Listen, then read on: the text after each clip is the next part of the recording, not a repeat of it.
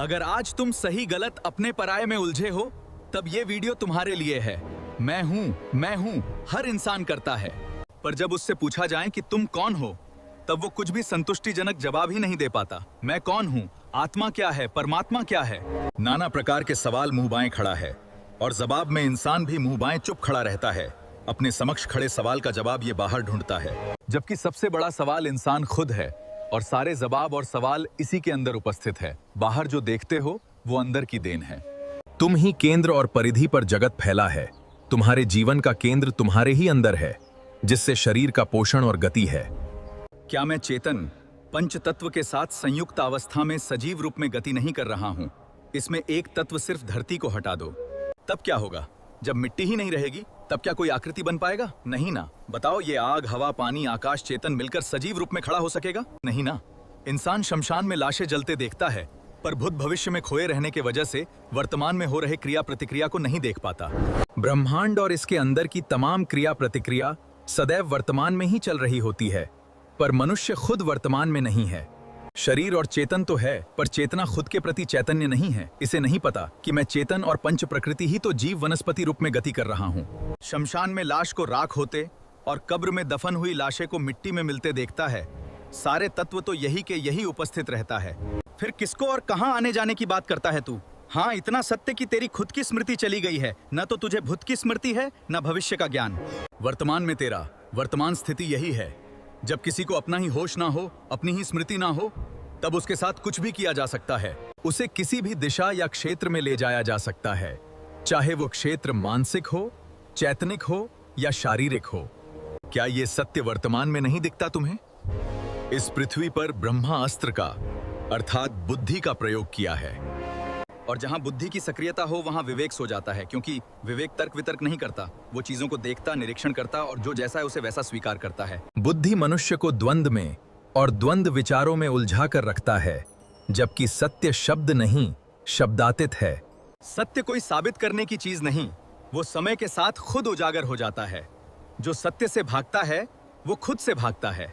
झूठ तेज दौड़ सकता है, लेकिन सत्य ही मंजिल तक पहुंचता है। सत्य का रास्ता कठिन जरूर है, पर अंत में वही आत्मा को शांति देता है। जिस दिन तुमने खुद को सच में देख लिया, उस दिन दुनिया की हर झूठी पहचान गिर जाएगी।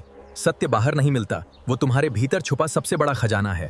सत्य को समझना आसान नहीं, क्योंकि इसके लिए अहंकार को छोड़ना पड़ता है, और अहंकार तब तक नहीं छूटती जब तक बुद्धि सक्रिय हो। बुद्धि मस्तिष्क का खेल है, जबकि मस्तिष्क सत्य का खेल है। सत्य दर्शन की ओर और बुद्धि विचार की ओर ले जाता है।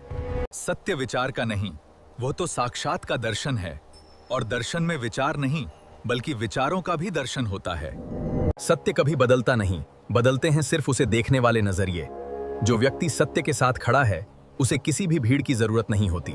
सत्य का ज्ञान ही असली स्वतंत्रता है, बाकी सब तो केवल भ्रम है।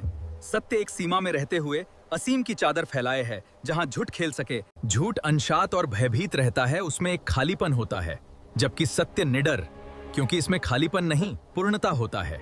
झूठ की भीड़ में इंसान खुद को भी खो देता है, और सत्य में इंसान खुद के साथ साथ सर्व को भी पा लेता है। पर यह उसकी प्रकृति पर निर्भर करता है कि वो सत्य को पाने के बाद क्या करता है।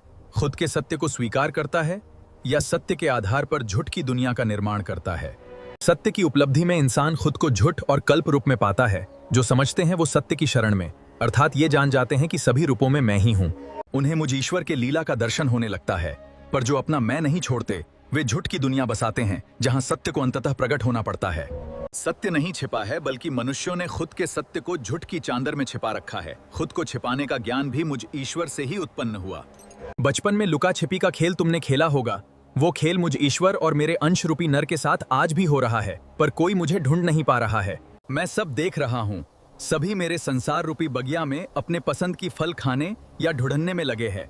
मुझे कौन ढूंढता है? मुझ ईश्वर के कृपा बिना कुछ भी संभव नहीं।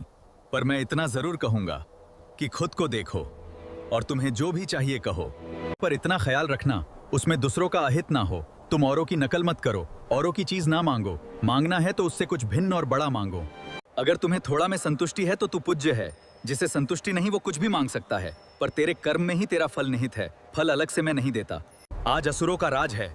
मुझे युद्ध करने के बजाय उपदेश देना अच्छा नहीं लगता। मेरे कोप से बचना और कृपा को उपलब्ध होना है, तब सत्य और ईमानदारी का दामन पकड़ो।